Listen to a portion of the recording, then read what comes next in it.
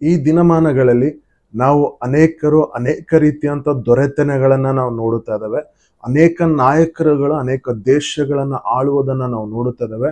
ಅನೇಕ ರಾಷ್ಟ್ರಗಳನ್ನ, ರಾಜ್ಯಗಳನ್ನ, ಆಮೇಲೆ ಡಿಸ್ಟ್ರಿಕ್ಟ್ಸ್ಗಳನ್ನ, ಯಾಕೆ ಇನ್ನು ಪಂಚಾಯತ್ಗಳಲ್ಲಿ ಅನೇಕ ನಾಯಕರುಗಳು, ಆಮೇಲೆ ಲೋಕಲ್ ಇಂದ ಹಿಡಿದು ಇಂಟರ್ನ್ಯಾಷನಲ್ ವರೆಗೂ ಅನೇಕ ದೊರೆತನಗಳನ್ನ ನಾವು ನೋಡ್ಬೋದು. ಅನೇಕ ಲೀಡರ್ಸ್ ತಮ್ಮ ದೇಶಗಳನ್ನ, ತಮ್ಮ ಪಟ್ಟಣಗಳನ್ನ ನಡೆಸೋದನ್ನ ನಾವು ನೋಡ್ಬೋದು. ಪ್ರೀತಿಯ ದೇವಜನರೇ, ಇವೆಲ್ಲ ಈ ದೊರೆತನಗಳು ನಮ್ಮ ಕಣ್ಣಿಗೆ ಕಾಣುವಂತ ದೊರೆತನಗಳಾಗಿರುವಂತದ್ದಾಗಿದೆ.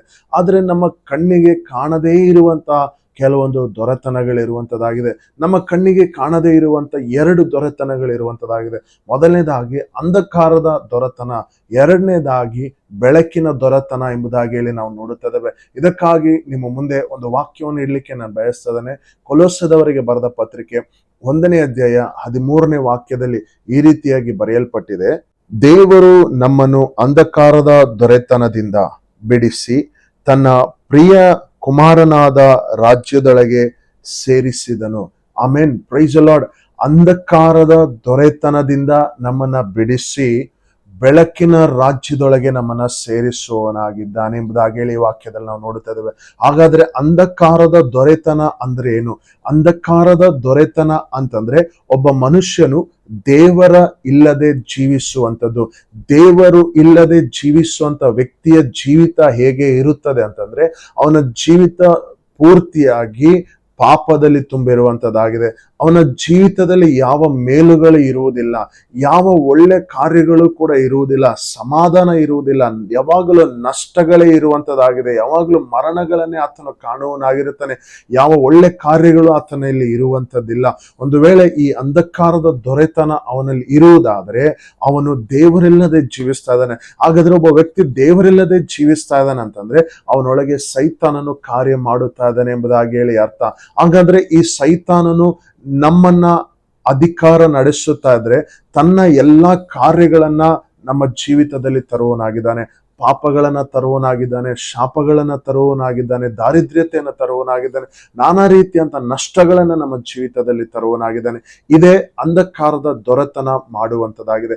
ಬೆಳಕಿನ ದೊರೆತನ ಅಂತಂದ್ರೆ ಒಬ್ಬ ಮನುಷ್ಯನು ದೇವರೊಟ್ಟಿಗೆ ನಡೆಯುವುದಾದರೆ ಅವನಲ್ಲಿ ದೇವರು ದೊರೆತನ ಮಾಡುವನಾಗಿರುತ್ತಾನೆ. ಅವನಲ್ಲಿ ಯಾವಾಗಲೂ ಸಮಾಧಾನ ಇರುತ್ತೆ, ಅವನಲ್ಲಿ ಶಾಂತಿ ಇರುತ್ತೆ, ನೆಮ್ಮದಿ ಇರುತ್ತೆ, ಪ್ರೀತಿ ಇರುತ್ತೆ, ಅನ್ಯೋನ್ಯತೆ ಇರುತ್ತೆ, ಎಲ್ಲವನ್ನು ಸಹಿಸಿಕೊಳ್ಳುವನಾಗಿರುತ್ತಾನೆ.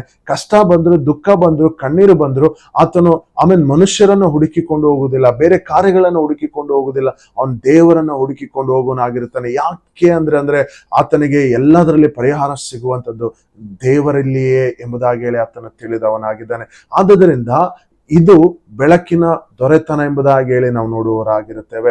ಎರಡಕ್ಕೂ ವ್ಯತ್ಯಾಸವನ್ನ ನಾನು ಹೇಳಿದ್ದೇನೆ. ಇವತ್ತು ನಾವು ಯಾವ ದೊರೆತನದ ಅಡಿಯಲ್ಲಿ ನಾವಿದ್ದೇವೆ? ಒಂದು ವೇಳೆ ಅಂಧಕಾರದ ದೊರೆತನದೊಳಗೆ ಇದ್ದುಕೊಂಡು ದೇವರಿಲ್ಲದೆ ಪಾಪದಲ್ಲಿ ಜೀವಿಸುತ್ತಾ, ಪಾಪವು ನಿಮ್ಮನ್ನ ಆಳ್ವಿಕೆ ಮಾಡುತ್ತಾ, ಶಾಪವು ನಿಮ್ಮ ಜೀವಿತಗಳನ್ನ ಆಳ್ವಿಕೆ ಮಾಡುತ್ತಾ ಅನೇಕ ವರ್ಷಗಳ ಕಾಲ ನೀವು ಇದೇ ರೀತಿಯಾಗಿ ಕಷ್ಟವನ್ನ, ನಷ್ಟವನ್ನ ಅನುಭವಿಸುತ್ತಾ ಇದ್ದೀರಾ. ಈ ದಿನದಲ್ಲಿ ದೇವರು ನಿಮಗೆ ವಾಗ್ದಾನ ಮಾಡುತ್ತಾ ಇದ್ದಾನೆ. ಏನು ಅಂತಂದ್ರೆ, ಪ್ರಿಯ ಕುಮಾರನಾದ ಯೇಸುವಿನ ರಾಜ್ಯದೊಳಗೆ ಅಂದ್ರೆ ಬೆಳಕಿನ ರಾಜ್ಯದೊಳಗೆ ನಮ್ಮನ್ನ ಸೇರಿಸೋದಕ್ಕಾಗಿ ತನ್ನ ಜೀವಿತವನ್ನೇ ನಮಗಾಗಿ ಸಮರ್ಪಿಸಿದ್ದಾನೆ. ಅಂದ್ರೆ ನಿಮ್ಮ ಪಾಪಗಳನ್ನ ಬಿಡುಗಡೆ ಮಾಡಿ ಪರಿಹರಿಸುವುದಕ್ಕಾಗಿ, ಈ ಬೆಳಕಿನ ದೊರೆತನದಲ್ಲಿ ನಾವು ಜೀವಿಸಬೇಕೆಂಬುದಕ್ಕಾಗಿ ಆತನು ಈ ಕಾರ್ಯವನ್ನ ಮಾಡಿದ್ದಾನೆ ಎಂಬುದಾಗಿ ಹೇಳಿ ನಾವು ನೋಡುತ್ತಿದ್ದೇವೆ. ಈ ಬೆಳಕಿನ ರಾಜ್ಯದೊಳಗೆ ನಿಮ್ಮನ್ನ ಸೇರಿಸುತ್ತಾ ಇದ್ದಾನೆ. ಇವತ್ತು ಈ ಅಂಧಕಾರದ ದೊರೆತನದಿಂದ ಯೇಸು ಕ್ರಿಸ್ತನ ನಿಮ್ಮನ್ನ ಬಿಡುಗಡೆ ಮಾಡಿ ಆಮೇಲೆ ಈ ಬೆಳಕಿನ ರಾಜ್ಯದೊಳಗೆ ನಿಮ್ಮನ್ನ ಸೇರಿಸೋನಾಗಿದ್ದಾನೆ. ಈ ಬೆಳಕಿನ ರಾಜ್ಯ ನಿತ್ಯವಾದಂತ ಒಂದು ರಾಜ್ಯ. ಈ ಬೆಳಕಿನ ಆಳ್ವಿಕೆ ನಿತ್ಯವಾದಂತ ಒಂದು ಆಳ್ವಿಕೆ ಆಗಿರುವಂತದ್ದಾಗಿದೆ. ಆ ಬೆಳಕಿನ ಆಳ್ವಿಕೆಯಲ್ಲಿ ಕಷ್ಟ, ಚಿಂತೆ, ದುಃಖ ಯಾವುದು ಇರುವಂತದಿಲ್ಲ.